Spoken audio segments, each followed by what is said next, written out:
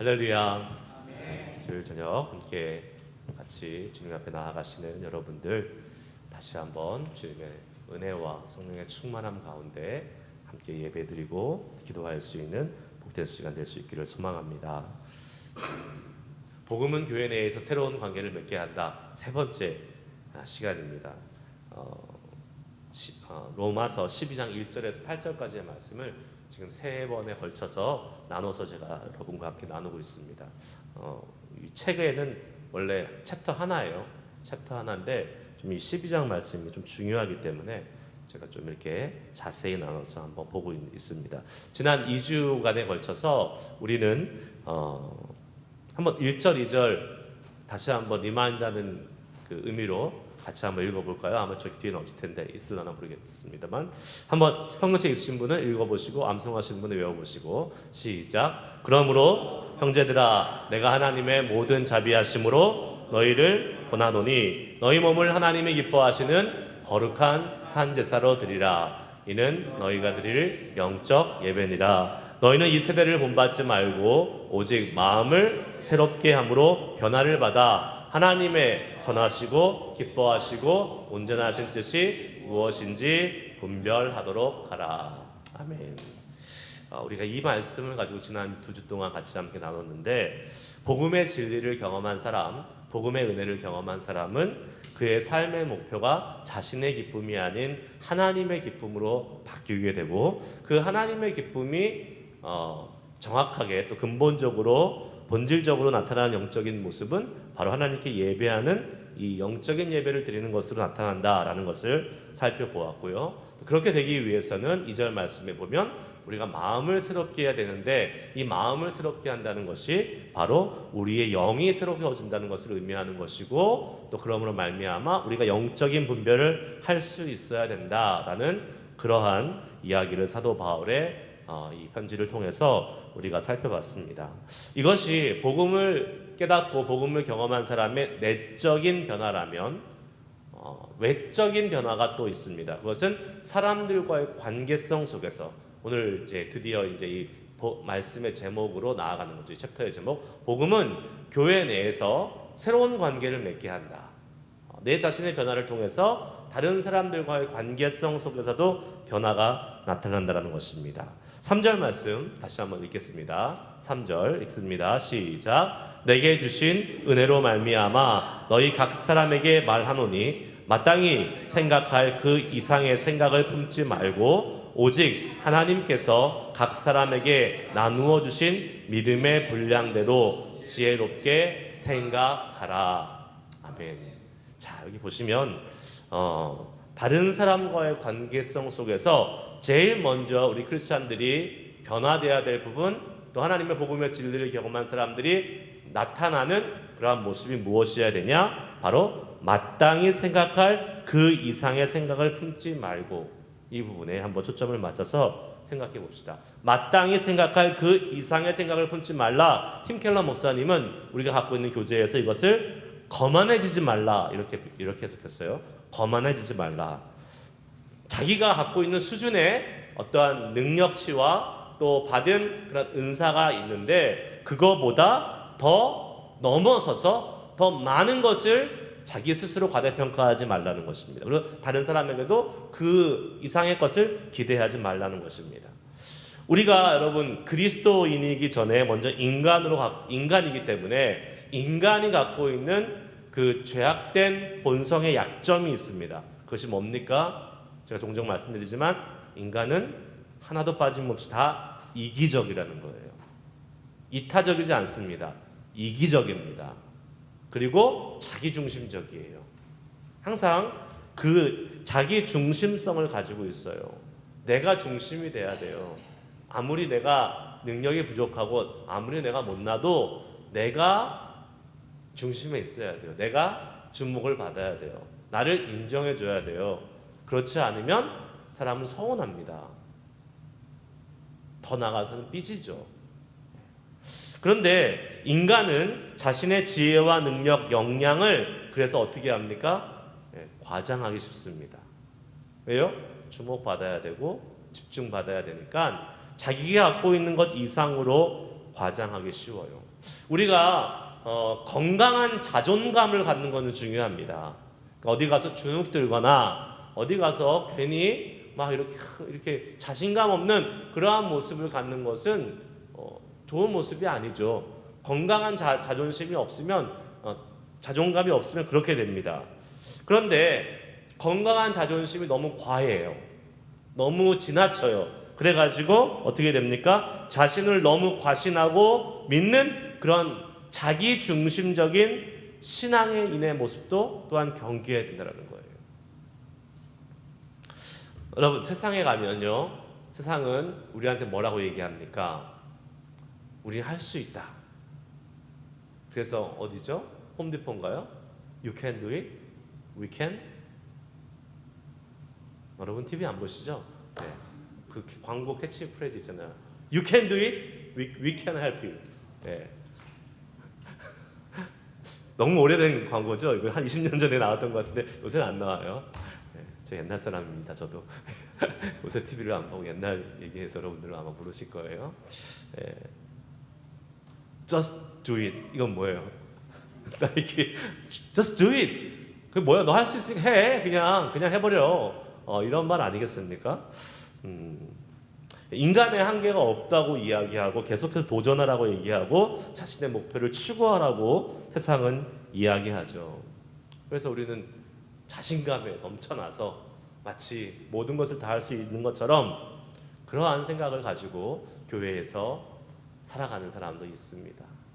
교회에서 이게 잠깐 말씀드렸지만 건강한 자존감을 가지고 있어서 그 건강한 자존감, 나는 하나님의 사랑받는 자녀로서 하나님께서 주시는 능력으로 모든 것을 할 수 있어, 내게 능력 주시는 자 안에서 나는 모든 것을 할 수 있어 라는 그러한 건강한 자존감을 가지고 나아가는 것은 좋은데, 이게 잘못 적용이 돼서 자꾸 당신은 사랑받기 위해 태어난 사람이라고 그러니까, 당신은 존귀한 사람이라고 그러니까 자기의 진짜 그 분수를 모르고, 하나님이 이렇게 해주신 건데 원래 자신의 그러한 분수는 모르고 그냥 너무 자신을 과대포장해가지고 정말 어처구니 없는 일을, 그런 태도로 살아가는 사람도 간혹 있습니다.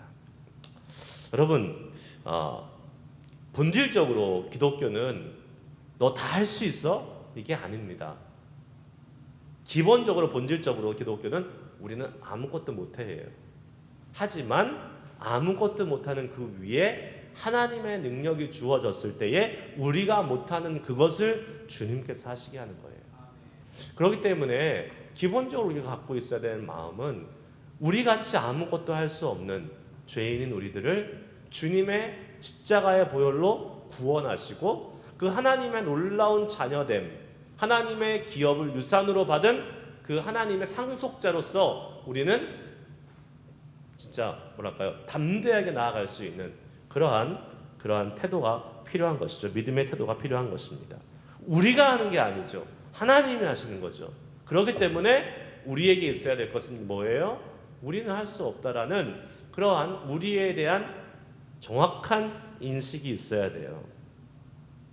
그리고 우리의 유한한 능력 가운데 하나님의 무한하신 능력이 주어지기를 항상 바라고 추구하면서 살아가는 것이 바로 우리 그리스도인들의 모습이어야 되는 것입니다.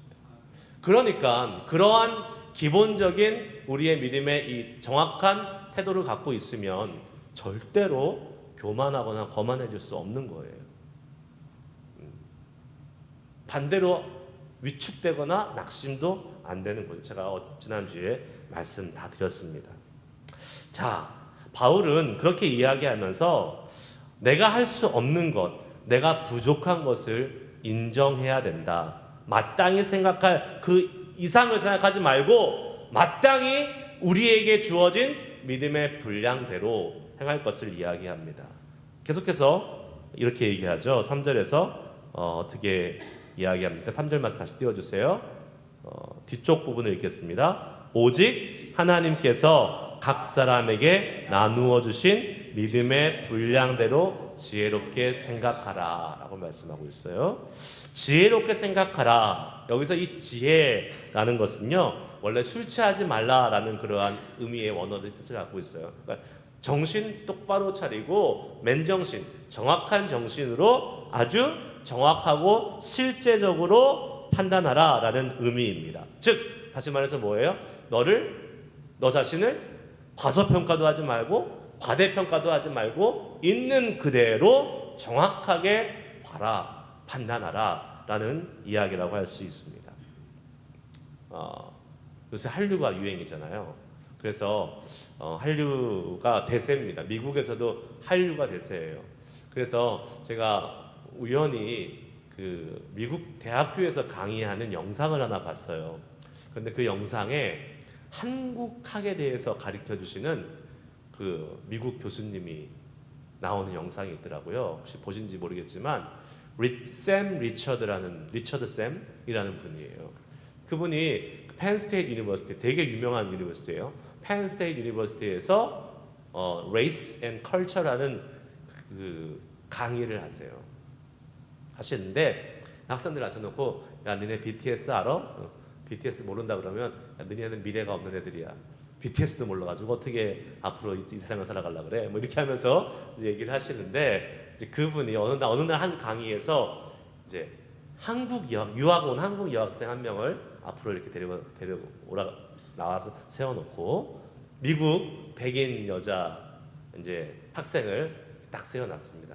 항상 이렇게 사람들 앞으로 나오라 그래요. 꼭 한국 학생들이 항상 있으니까 한국 학생 나오라 그러고 그러면서 비교하면서 항상 이렇게 강의를 하세요. 어떻게 강의하냐면 미국 여자 백인 학생한테 먼저 물어봅니다.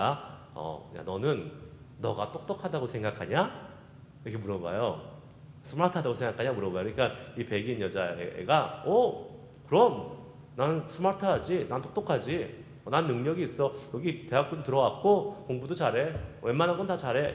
보통 이게 이제 우리 백인 그 주류 사회에 있는 사람들이 갖고 있는 어떤 자존감이라고 할까요? 그렇게 얘기 딱 자신 있게 하더라고요.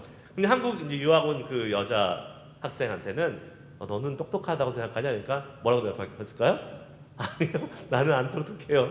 나는 절대로 스마트하지 않아요. 나는 그냥 보통보다 못할 수도 있어요 하면서 별로 뭐 능력도 없고 그래요. 이렇게 이제 얘기를 딱 했어요. 한 사람은 자기 스스로 똑똑하다 그러고 한 사람은 자기 스스로 똑똑하지 않다고 얘기해요. 그리고 나서 이 선생님이 물어봅니다. 이 교수님이 미국 여학생한테 너는 GPA가 뭐냐?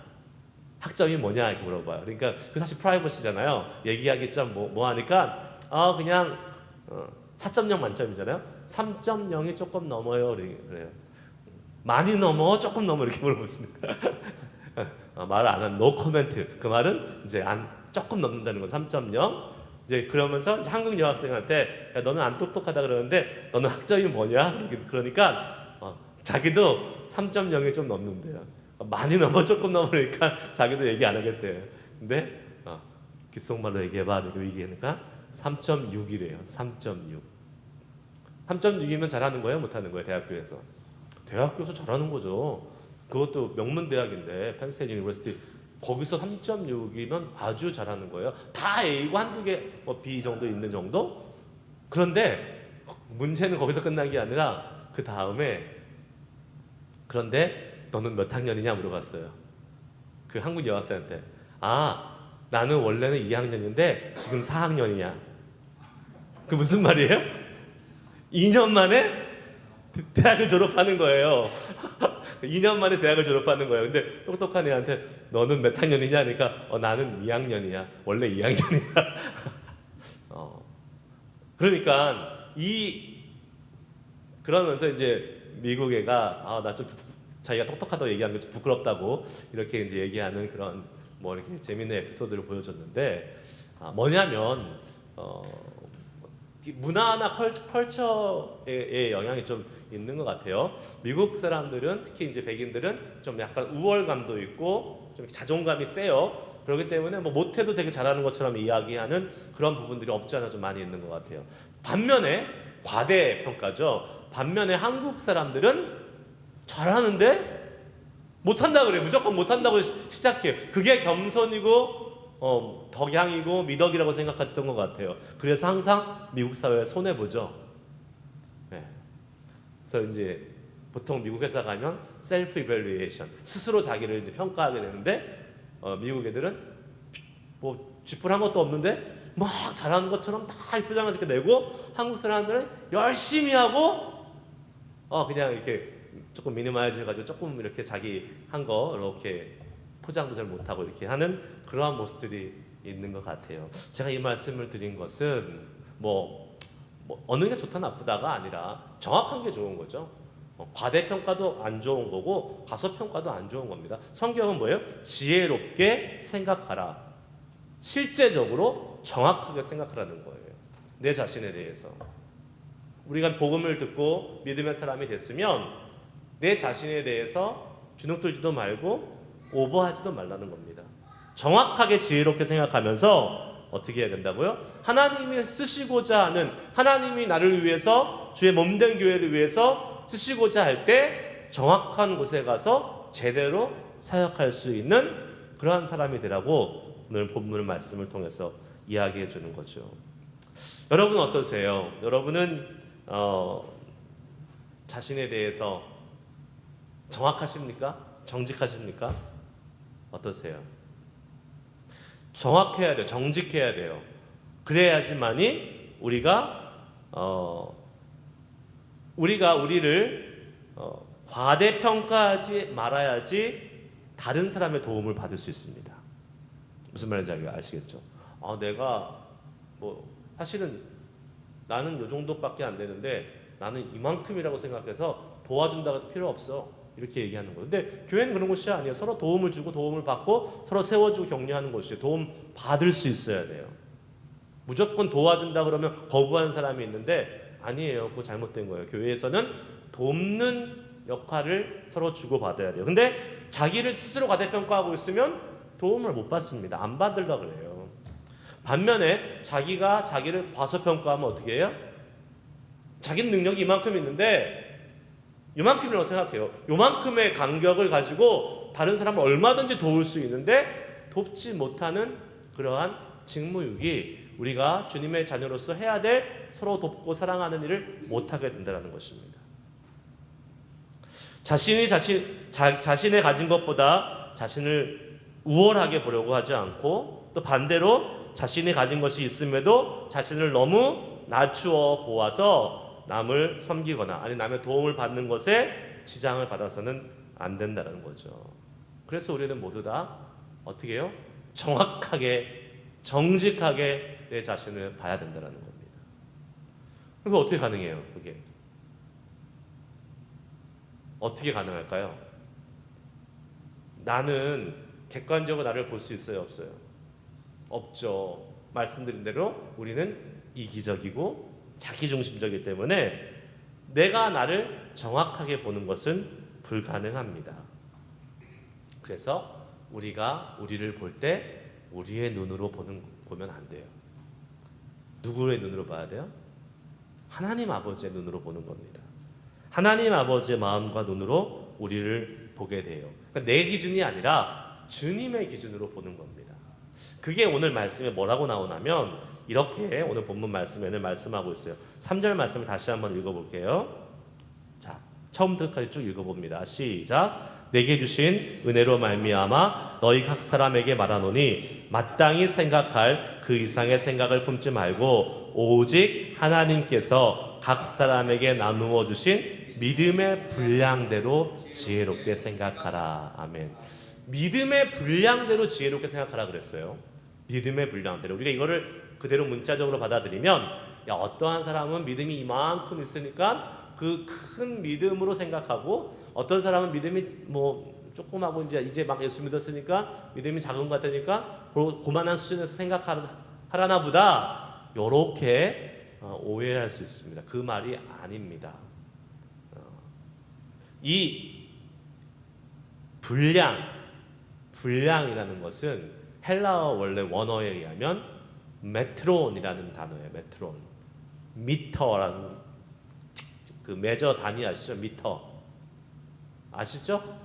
네, 미터예요. 그러니까 측량하는 기준이에요. 기준.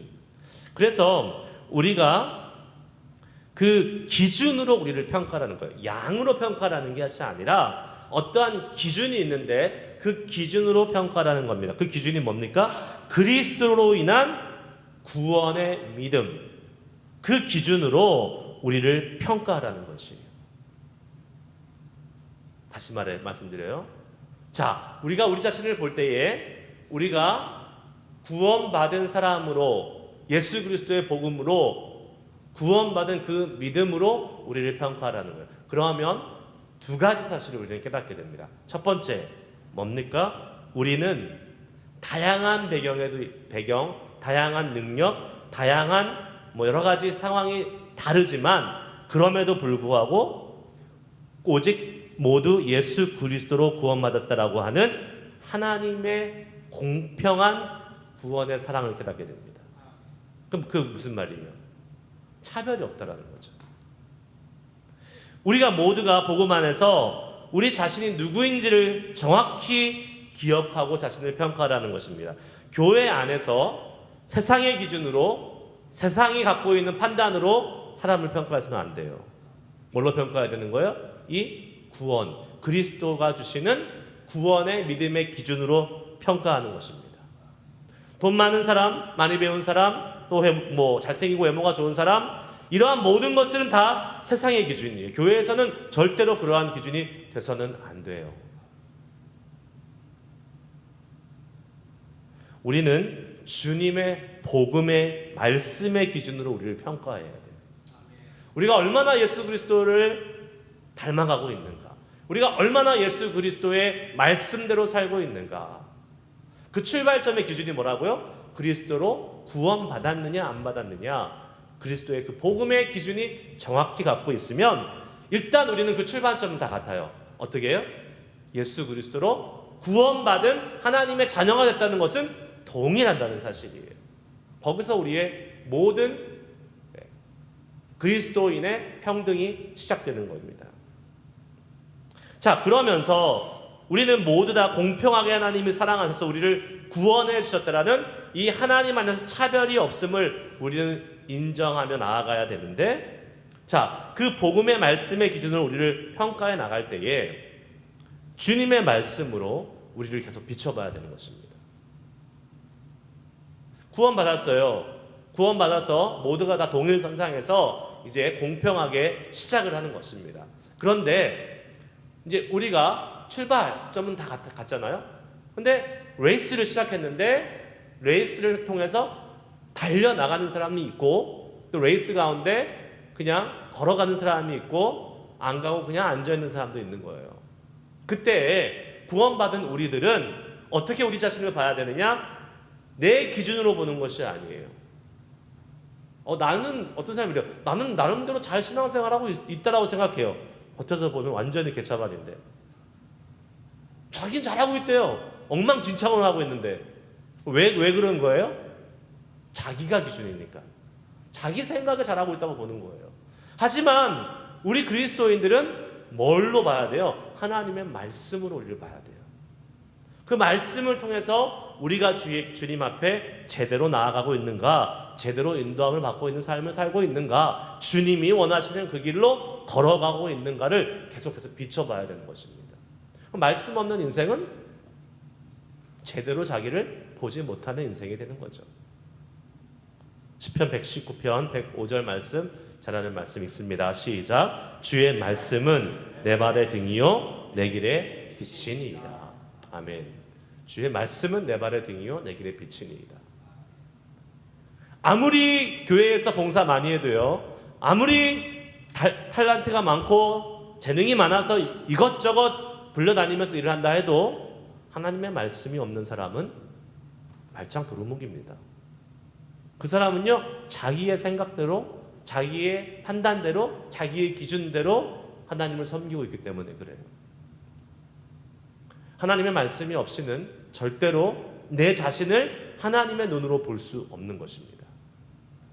그래서 하나님의 말씀을 우리는 가져야 되고 읽어야 되고 항상 묵상하고 품고 있어야 되는 거예요. 여러분 그 성경 읽으시고 암송하고 하니까 좀 피곤하시죠? 귀찮죠? 안 그러세요? 그럼 다 하셔야죠. 그럼 안 그러시면 네. 조금 피곤하실 수도 있어요. 좀 이렇게 목사한테 좀 달달 볶인다라는 그런 느낌을 가지실 수도 있을 것 같아요. 그런데 해야 되는 겁니다. 해야 돼요. 안 하면 안 돼요. 안 하면 제가 옛날에 말씀드렸잖아요. 한번 개똥 철학이라고 했잖아요. 개똥 철학. 개똥 신학도 있고 개똥 신앙도 있어요. 뭡니까? 자기 마음대로 신앙생활 하는 거예요. 자기 마음대로. 그러면 그거는 전혀 교회에도 유익이 없고 하나님에도 유익이 없고 자기한테도 유익이 없어요. 잠깐 자기 기쁠 수 있겠지만 하나님의 말씀에 기초하고 하나님의 말씀으로 계속 나를 비춰보면서 나아가는 신앙인은 내가 나의 기준으로 보는 게 아니고 하나님의 말씀으로 계속 나를 점검하고 나를 비춰보기 때문에 하나님이 나에게 원하시는 것을 정확하게 알 수 있고 하나님이 나에게 원하시는 곳에 가서 정확하게 섬기며 사역할 수 있는 것입니다. 그래서 하나님의 말씀을 계속 품어야 돼요. 말씀 없는 그리스도인들이 너무 많은 거 여러분 아시죠? 그냥 교회만 왔다 갔다 하면서 평생 예배만 주일 예배만 드리고 가면 나 그리스도인이야, 나 하나님의 사람이야 얘기하고 있는데 사실 되게 위험한 발언입니다. 그리스도인은 맞죠. 근데 온전한 하나님의 사람은 되게 어려운 거예요. 하나님 앞에서 우리는 모두 다 동일해요. 동일히 구원받은 사람이고 동일히 하나님의 말씀이 주어졌잖아요. 이 면에선 동일해요. 그러나 또 우리가 이 하나님의 말씀으로 우리 자신을 보게 되면 또 다른 사람들을 같이 함께 보게 되면 우리가 또한 같지만 다르다라는 것도 보이게 됩니다. 왜 그럴까요? 분명히 하나님은 오늘 말씀을 통해서 우리는 그리스도 안에서 각각의 다른 은사와 능력들을 가진 한 몸의 지체다라고 말씀하고 있습니다. 하나님이 우리 한 사람 한 사람을 독특한 인격과 성품과 이력과 능력을 주셔서 그래서 그렇게 이끄시면서 하나님의 계획을 같이 이루게 하시는 그 공동체가 어디예요? 교회라는 것입니다. 그래서 교회는 달라야 돼요. 다른 것이 당연한 거예요.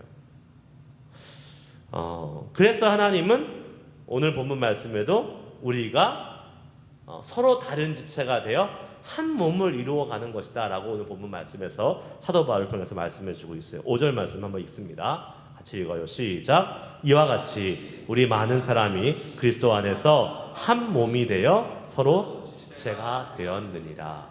아멘. 한 몸이 됐다. 우리의 바디, 몸을 전체를 몸이라고 얘기하지만 또 하나하나 구분하면 다른 또 파트가 있습니다. 몸이지만 몸에 다른 부분이 있는 것처럼 이 기가 막힌 비유를 통해서 교회가 바로 우리는 하나지만 한 사람 한 사람의 각각의 다른 기능을 갖고 은사를 갖고 섬기고 있다라는 거예요. 그래서 계속해서 6절에 뭐라고 말씀하고 있냐면 6절 말씀을 보면 우리에게 주신 은혜대로 받은 은사가 각각 다르다라고 말하고 있습니다. 우리에게 주신 은혜대로 받은 은사가 각각 다르다. 그 다름을 인정하고 그 은사대로 봉사하되 교회의 하나됨을 위하여 사용해야 됨을 강조하고 있다는 것이죠. 은사는 기프트죠. 하나님으로부터 온 것이에요. 하나님부터 받은 것입니다. 성령의 은사가 있고 개인이 받은 탤런트, 재능이라는 것이 또 있습니다. 이것이 약간의 구분이 되는 것입니다. 그런데 우리가 오늘은 하나님부터 온 그것, 재능이 됐던 스피리추얼 기프트가 됐던 어떠한 은사가 됐든지 간에 어떠한 재능이 됐든지 간에 하나님부터 온 것은 뭐를 위해 사용해야 돼요? 하나님의 교회를 세우는데, 몸된 교회를 세우는데 같이 함께 사용해야 되는데 그것을 우리가 보통 통틀어서 은사라고 주로들 얘기를 합니다. 은사. 그래서 근데 그 은사를 알아야 사용할 거 아니에요. 알아야. 여러분의 은사는 뭐예요? 어떤 은사가 있으세요? 여러분들은 오늘 여기에 쭉 여러 가지 은사들이 한 몇 가지 나왔습니다. 이게 전부 다는 아니에요. 성령의 은사들이 다른 곳에서도 많이 나옵니다. 네, 일단 몇 가지 나왔죠. 예언의 은사, 섬기는 은사, 가르치는 은사, 위로하는 은사, 구제하는 은사, 다스리는 은사, 긍휼을 베푸는 은사 등 이렇게 여러 가지 은사들이 나오는 것을 보게 됩니다. 은사를 잘 활용하고 잘 사용하는 교회가 어떻게 돌아갈까요? 잘 돌아가죠. 온 몸이 각자의 역할을 잘 하면서 아주 건강한 모습으로 돌아가는 거예요. 근데 은사를 몰라. 전혀 모르고 그냥 교회에서 시키는 것만 해요. 그러면 그거는 잘못 돌아갈 가능성도 존재하고 있습니다.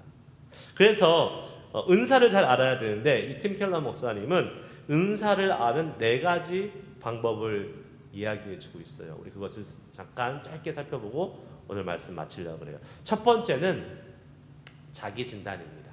자기 진단. 특별히 자기의 마음을 진단해 보는 거예요. 마음을 살펴봐라. 어떻게 합니까? 나는 어떤 일을 즐거워하는가? 나는 어떠한 섬김의 마음이 끌리는가? 그 일을 할 때 나는 만족함이 있는가? 라는 이러한 자신의 그 마음의 그 상태를 살펴보면서 또 그 동시에 공동체의 필요성을 통해서 자기를 진단해 보는 겁니다. 어떻게 해요? 이 교회가 나를 필요로 하는 부분은 어디인가? 그리고 내가 이렇게 교회에 있으면서 내가 필요가 보이는 부분이 어디인가? 내가 필요를 알아채고 필요가 이렇게 느껴지는 부분이 어디인가라는 것을 계속해서 스스로 진단해 보라는 것입니다. 그러면서 그걸 그렇다고 다 할 수는 없잖아요. 나의 능력 가운데 내가 잘 섬길 수 있는 부분이 어디인지 무엇인지를 스스로 진단해 보라는 것입니다. 이게 자가 진단의 첫 번째 방법이에요. 즉 나의 마음 안에서 내 속에서 내 마음이 움직이고 요동하고 즐거움을 주고 필요를 캐치해내고 그러면서 내가 판단했을 때에 잘 섬길 수 있는 것. 그게 이제 내 은사를 알려준다라고 이야기를 합니다. 두 번째는 경험이에요. 첫 번째 자가 진단, 두 번째는 경험을 통해서 우리가 우리의 은사를 알아갈 수 있다는 거예요. 다른 말로 하면 쉽습니다. 한번 섬겨보라는 거예요. try out. 시도해보라는 거예요. 한번. 그냥 밖에서만 보지 말고 한번 가서 해보라는 겁니다. 해봐서 내 경험을 통해서 나에게 있는 은사가 뭔지를 잘 개발할 수도 있고 알 수도 있다는 거예요.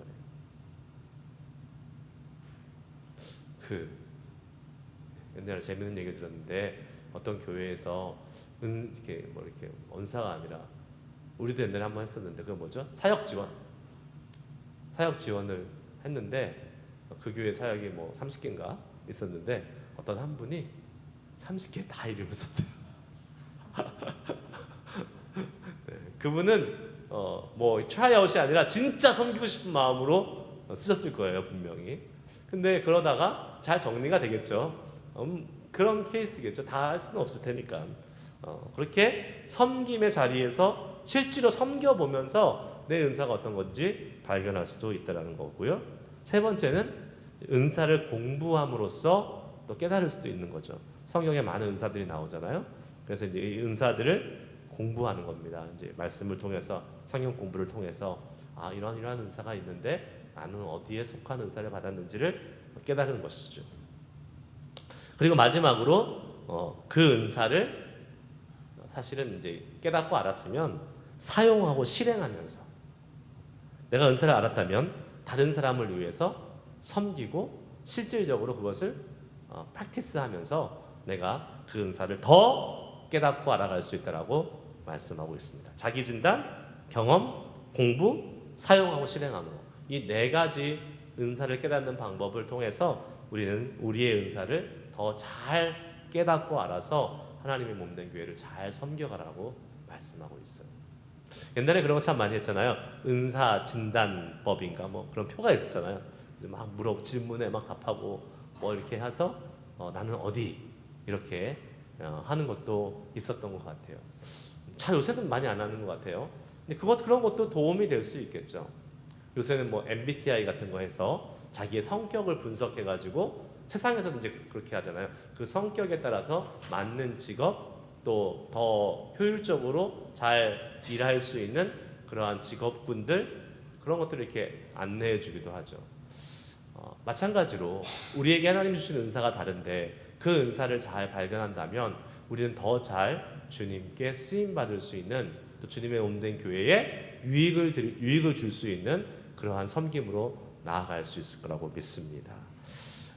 우리가 복음을 제대로 깨달았다면 그리고 그 복음을 향해서 복음으로 인해서 하나님의 몸된 교회를 세우는 자들로 부르심을 입었다면 이제 우리가 모두가 그리스도 안에서 하나된 동일한 구원받은 하나님의 자녀라는 사실을 인정하고 절대로 차별해서는 안 되는 것이고 나아가서 우리의 다름을 인정하면서 하나님 안에서 우리가 서로 잘 격려하고 또 협력하면서 주의 몸된 교회를 함께 공동체로 섬겨나갈 수 있는 그러한 믿음의 사람들이 되어야 할 것입니다. 내 자신을 오늘 한번 주님 앞에 기도하면서 주님, 내 자신을 주님 앞에 드립니다. 특히 내가 정확하게 나를 볼 수 있도록 주님의 말씀으로 깨닫게 하시고 또 주님의 그 기준, 하나님의 기준이 나에게 있기를 원합니다. 그 기준이 없으면 맨날 고무줄이에요. 기준이 왔다 갔다 해요. 내 기분이 좋으면 하나님 잘 섬기는 것 같고 내 기분이 좀 나쁘면 또 막 되게 내 기준이 막 이렇게 막 아주 막 이렇게 뭐랄까 이렇게 적어지고 줄어들고 막 이래요. 그래서 우리가 그런 왔다 갔다 하는 고무줄 같은 기준 말고 하나님 오늘 이 시간에 기도합니다. 하나님의 말씀으로 우리에게 말씀해 주시고 또 그 말씀으로 우리가 인도함 받고 그 말씀으로 우리가 변함없는 진리 가운데 서서 우리를 늘 그 말씀으로 비추며 나아갈 수 있는 우리를 되게 하여 주시옵소서. 소망하면서 우리 함께 기도하도록 하겠습니다. 마지막 찬양 우리 함께 기도해. 하나님 오늘 위의 시간 주님을 향해서 기도하며 주의 은혜를 구합니다. 우리 가운데 부어주시는 하나님의 은혜로 말미암아 하나님의 말씀을 우리가 아무리 읽어도 주의 성령의 깨닫게 하심이 없으면 우리는 그 말씀의 능력을 경험할 수 없습니다. 주여 우리에게 하나님의 말씀으로 온전한 주님의 그리스도인들 되도록 인도해 달라고 오늘 예배 한번 말씀의 사람 되기를 소망하며 말씀의 능력이 있는 사람이 되기를 소망하며 말씀의 기준이 있기를 소망하며 말씀이 우리의 삶을 이끌어가는 사람이 되기를 소망하며 우리 함께 기도하도록 하겠습니다. 찬양하고 기도합니다.